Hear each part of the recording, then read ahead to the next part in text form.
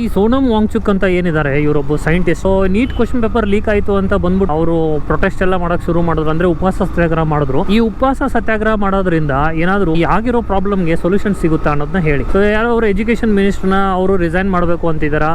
ಅದೆಲ್ಲ ಸೆಕೆಂಡ್ರಿ ಬಿಡಿ. ಇವಾಗ ಬೀಯಿಂಗ್ ಅ ಸೈಂಟಿಸ್ಟ್ ನೀವು ಉಪವಾಸ ಸತ್ಯಾಗ್ರಹ ಮಾಡ್ಬೋದಾ? ಇವರ ಸೈಂಟಿಸ್ಟ್, ನಾಟ್ ಸಮ್ವನ್ ಲೈಕ್ ಏನೂ ಗೊತ್ತಿಲ್ಲದಿರೋ ಅನ್ಪಡ್ ಆದ್ಮಿ ಅಲ್ಲ. ನೀವು ಸೈಂಟಿಸ್ಟ್ ಇದ್ದೀರಾ, ಹೋಗಿ ಕೂತ್ಕೊಳ್ಳಿ, ರಿಸರ್ಚ್ ಮಾಡಿ. ಈ ಥರ ಕ್ವಶನ್ ಪೇಪರ್ನ ಲೀಕ್ ಆಗದಿರೋ ಥರ ಹೆಂಗೆ ತಡೆಗಟ್ಬೋದು ನಾವು ಅನ್ನೋದ್ರ ಬಗ್ಗೆ ಥಿಂಕ್ ಮಾಡಿ.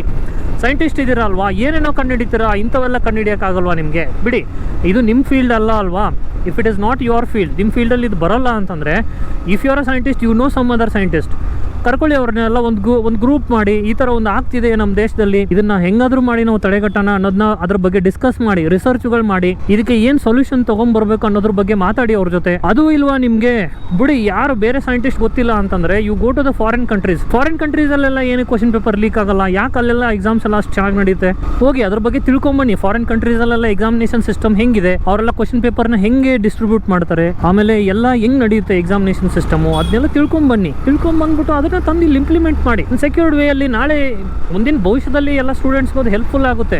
ನೀವು ಈ ಥರ ಪ್ರೊಟೆಸ್ಟ್ ಮಾಡೋದ್ರಿಂದ ಇನ್ನೂ ಒಂದು 4 ಜನನ ಒದೆ ತಿನ್ನಿಸ್ತಿದಾರ ಹೊರತು ಏನು ಸೊಲ್ಯೂಷನ್ ತೊಗೊಂಬರ್ತಿಲ್ಲ ನೀವು. ಜಸ್ಟ್ ಎಜುಕೇಷನ್ ಮಿನಿಸ್ಟರ್ ರಿಸೈನ್ ಮಾಡಬೇಕು.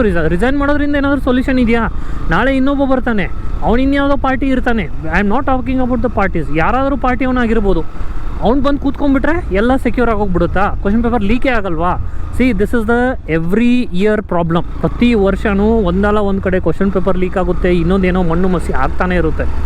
ಸೊ ಇದಕ್ಕೊಂದು ಸೊಲ್ಯೂಷನ್ ತೊಗೊಂಬರೋದು ನಿಮ್ಮಂಥ ಸೈಂಟಿಸ್ಟ್ಗಳ ಕರ್ತವ್ಯ. And many youths are here, you have lot of ideas. ಹೆಂಗೆ ಸೆಕ್ಯೂರ್ ಮಾಡ್ಬೋದು ಏನು ಅನ್ನೋದು ನಿಮಗೆಲ್ಲ ಐಡಿಯಾಸ್ ಇರುತ್ತೆ.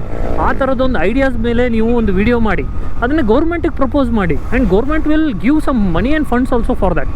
ಸೊ ಇದರಿಂದ ನಿಮಗೆ ಒಂದು ಲೈಫ್ಗೂ ಕೂಡ ಹೆಲ್ಪ್ ಆಗುತ್ತೆ, ಆ್ಯಂಡ್ ಅದರಿಂದ ಒಂದು ದೇಶಕ್ಕೂ ಕೂಡ ಕಾಂಟ್ರಿಬ್ಯೂಟ್ ಆದಂಗೆ ಆಗುತ್ತೆ. So that is what I want to say. See, bring all these kinds of thoughts. ಅದು ಬಿಟ್ಬಿಟ್ಟು ಅಲ್ಲಿ ಏನೋ ಜನನ ಸೇರಿಸಿ ಅದೇನು ಪ್ರಾಪರ್ ಪ್ರೊಟೆಸ್ಟು ಅಲ್ಲ ಅದು. There are lot of peoples making reels there.